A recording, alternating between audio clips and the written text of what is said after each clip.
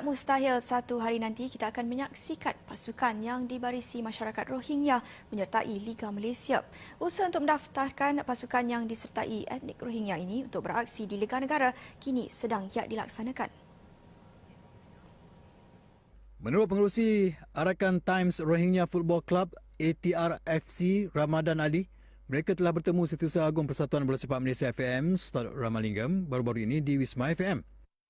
Kita pernah jumpa dengan Mr. Stewart Ramalingam. Lepas tu kita pernah bincang untuk tim Rohingya ni. Kita cuba buat satu tim Rohingya yang sangat bagus, boleh main tahap tinggi. Sebab tu kita cubalah ini pun buat pertandingan ini untuk pilih player-player yang boleh main, boleh pergi kalau ada masa depan lah untuk boleh ubah sikit masa depan mereka. Ada yang player-player sangat bagus tapi kita tak dapat peluang main di negara sendiri.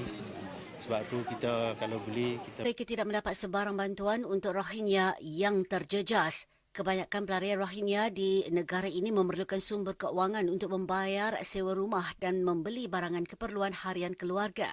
Sebagai tindak balas kecemasan, Mehrom terlibat dengan rakan Rohingya untuk membantu kumpulan mereka sehingga berjaya mendapatkan bantuan yang diperlukan. Mehrom tidak dapat memberikan bantuan keuangan kerana mereka tidak dibiayai.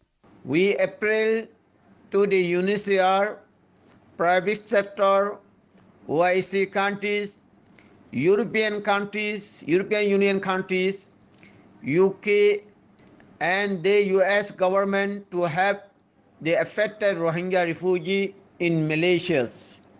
Seorang warga Rohingya dihadapkan ke Mahkamah Magistrate Balik Pulau Pinang atas dakwaan menggunakan kekerasan bagi mencabul kehormatan seorang pelancong dari Qatar bulan lalu. Kes bagaimanapun ditunda ke 15 Ogos ini bagi melantik jurubahasa bagi membacakan kertas pertuduhan ke atas tertuduh yang juga pemilik kad pelarian UNHCR.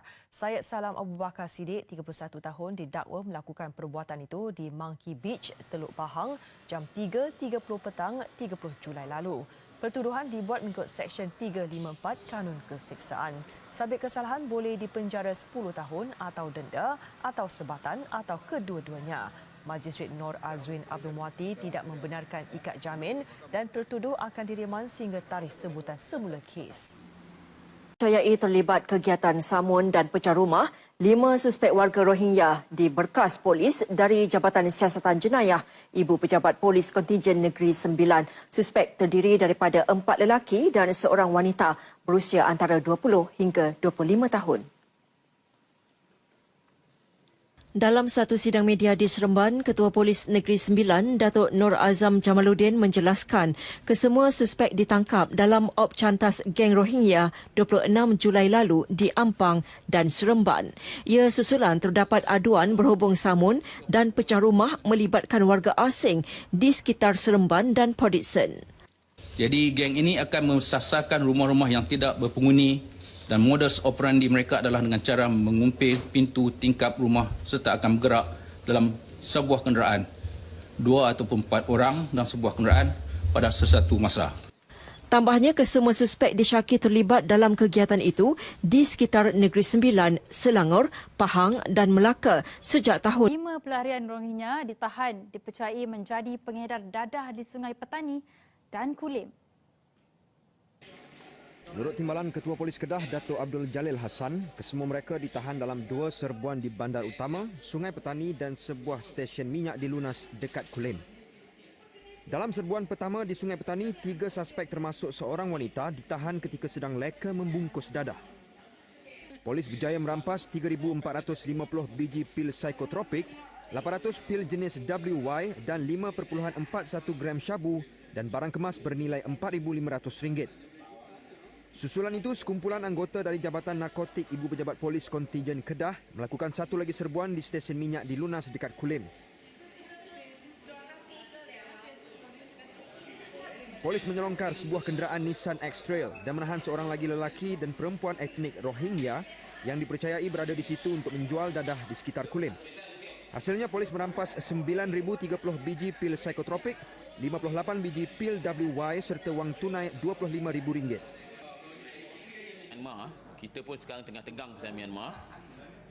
Kita highlightkan yang orang Myanmar datang ni dia buat jadi pengedar pula. Patutnya datang sini mencari rezeki yang baik, tapi dia jadi pengedar dadah lah. Okey. Jadi Seorang lelaki Rohingya mengaku tidak bersalah di Mahkamah Magistrat Kuala Terengganu atas tuduhan melakukan kelucahan melampau di sebuah kedai makan di Kampung Pak Katak, Kuala Terengganu pada 9.45 pagi 26 September lalu. Rafi Alam Muhammad Alam, 30 tahun, membuat pengakuan itu selepas pertuduhan dibacakan di hadapan Magistrat Abdul Hayy Salim. Tertuduh didakwa melakukan satu perbuatan kelucahan melampau dengan menunjukkan kemaluannya kepada seorang pekerja kedai makan wanita berusia 43 tahun. Tertuduh di Dua warga Rohingya terima padah kerana cuba sogok pegawai immigration apabila mereka dihadapkan ke Mahkamah Seksyen Al-Usta. Antara pertuduhannya cuba memberi rasuah RM100 kepada pegawai immigration.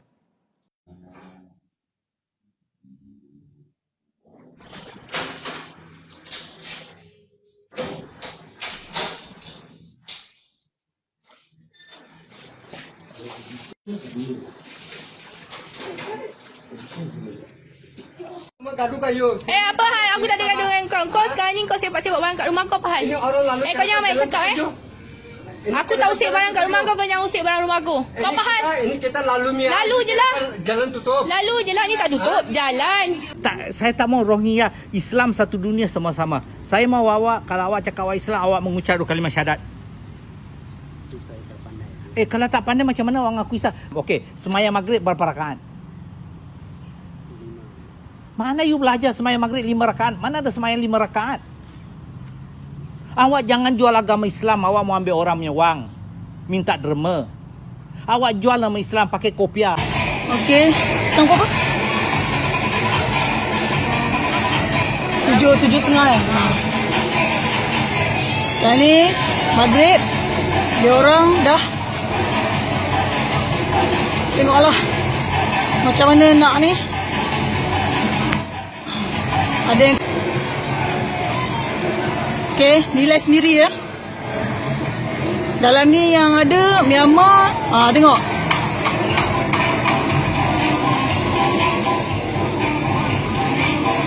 Bila ada warga macam ni, saudara mara nak datang rumah pun takut. Sudah ada anak, sudah ada apa, tapi tak tahu jaga kebersihan. Orang lepas makan, lepas minum terus buang saja macam. You kena ingat, ini Malaysia. Sini, cari makan sini, ini tempat kena jaga bersih. Bukan suka-suka lepas makan saja terus buang, terus apa. Kamu ingat di ni. Kalau you punya kampung pun you tak mau buat macam, betul?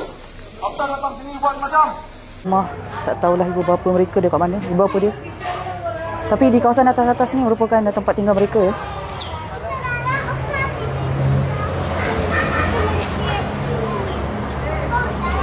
Masih lagi ramai ya. Beli sirih tu makanan. Sirih bukan makanan asas ya. Sirih bukan makanan asas.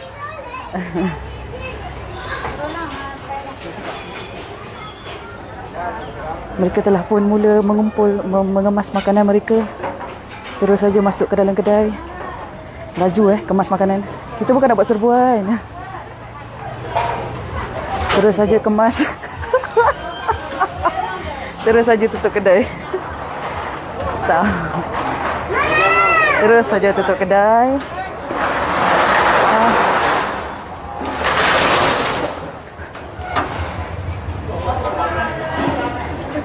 Masih lagi ramai. Dan juga menjual barang-barang yang bukan makanan asas seperti sirih dan sebagainya tadi.